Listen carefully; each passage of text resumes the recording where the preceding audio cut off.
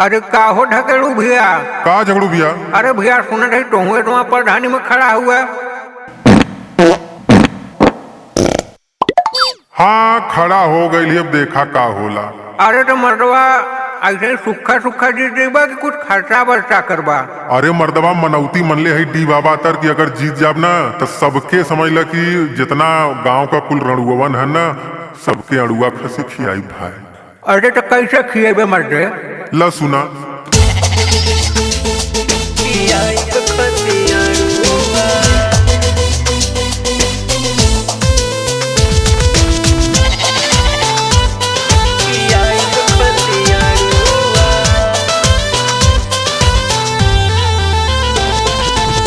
जीतब प्रधानी गाँव में, जीतब प्रधानी गाँव में, जितने हवन रणुआ खियाइब खसियाड़ुआ, खियाइब खसियाड़ुआ, सुन रे झगड़ुआ खियाइब खसियाड़ुआ, सुन रे झगड़ुआ खियाइब खसियाड़ुआ।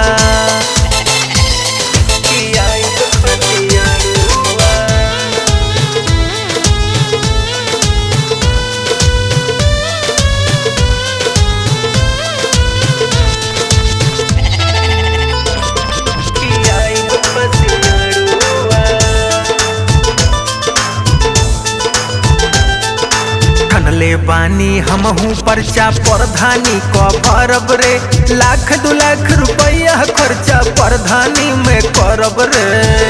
अरे मंडवा के पान खियाई ना पाउडर खर्चा करबा। ए झगड़ू ठनले बानी हमहू पर्चा प्रधानी को भरब रे, लाख 2 लाख रुपया खर्चा प्रधानी में करब रे। जीत गईला पर का पूछे के एकदम मौजे मौजा बा,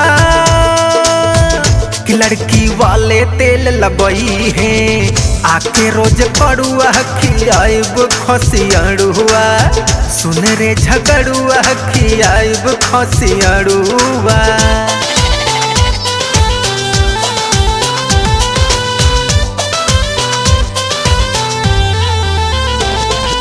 गाँव भरे के मेहरारून के बाटब कपड़ा साड़ी रे, बुढ़वन खातिर सौठे साफा मर्द किनले बाड़ी रे। अरे मर्दवा तो जाके हमहू के दे पहले।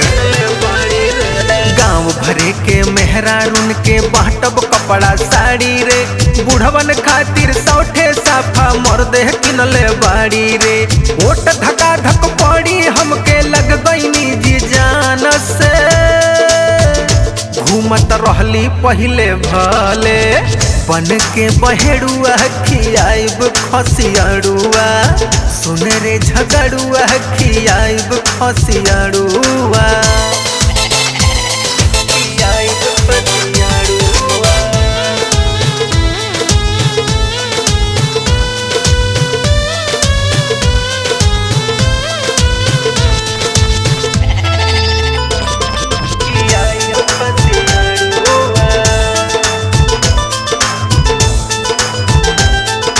मछरी मुर्गा रोज चलत बा, रोज चलत बा नूरी रे, श्याम बबुआ के सपोर्ट में हुए संजय सिंह पूरी रे। देखा भैया खर्चा करबे तब मिली। हाँ हाँ हाँ हाँ मछरी मुर्गा रोज चलत बा, रोज चलत बा नूरी रे, श्याम बबुआ के सपोर्ट में हुए संजय सिंह पूरी रे। डिह बाबा तर नाच कराइब बोलवाइब निरहुआ के, मुखिया जी अब कही हम के, गाँव भर लकड़ुआ खियाइब खसियाड़ुआ, सुन रे झगड़ुआ खियाइब खसियाड़ुआ।